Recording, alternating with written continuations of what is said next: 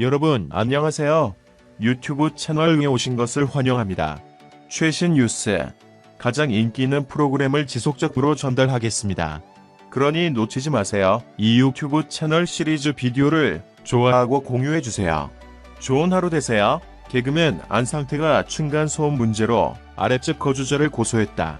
안상태는 9일 법률 대리인 법무법인 요일을 통해 최근 층간소음 문제로 불거진 논란과 관련 심려를 끼친 점에 대해 경위야를 막론하고 진심으로 송구하게 생각한다라며 안상태 가족은 층간소음 가해자라는 내용의 폭로성 글을 게시한 아랫집 거주자를 고소했다고 전했다.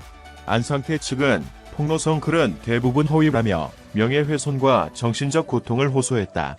안상태 측은 해당 아파트에 거주하는 5년간 단 한 번도 아랫집으로부터 층간소음 항의를 받은 적 없고 윗집과도 층간소음 문제를 겪은 적이 없었다.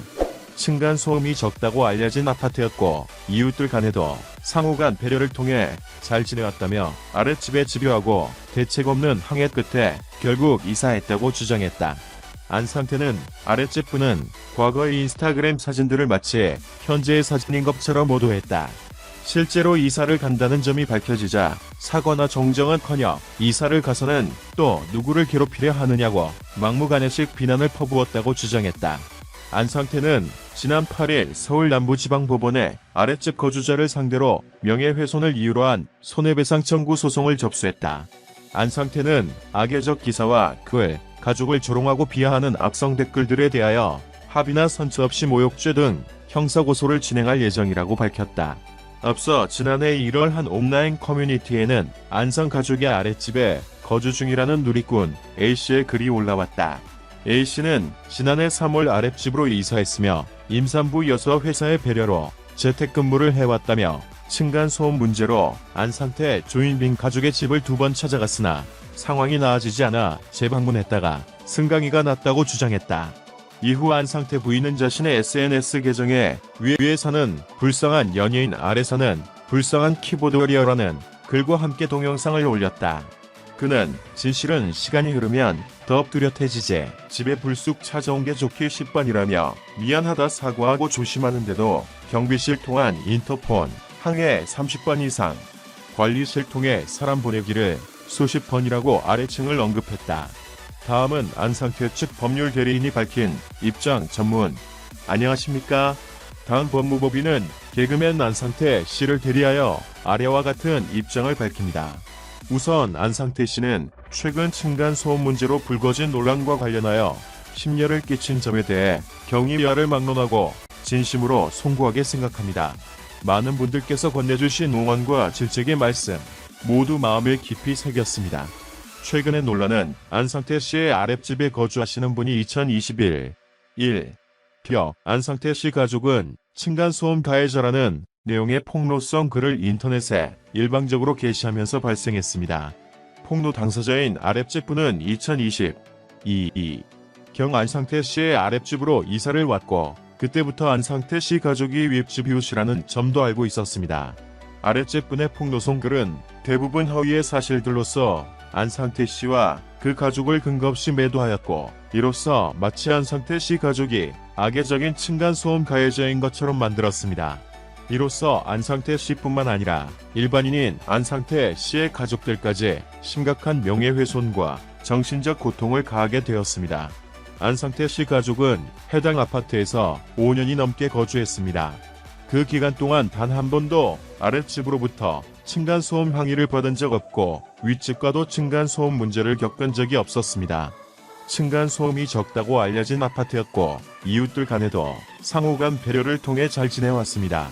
안상태 씨 가족에게는 행복한 시간을 보낸 둘도 없이 소중한 보금자리이지만 아랫집 분의 집요하고 대책 없는 항해 끝에 결국 안상태 씨의 가족이 현재 이사한 상황입니다.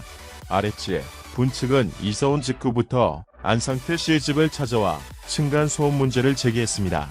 이 안상태 씨 가족은 진지한 사과를 드렸고 극도로 조심스러운 생활을 유지했습니다. 아랫집 분의 층간소음 항의는 끊이지 않았고 안상태 씨 가족의 사과 및 해명이 반복되었습니다.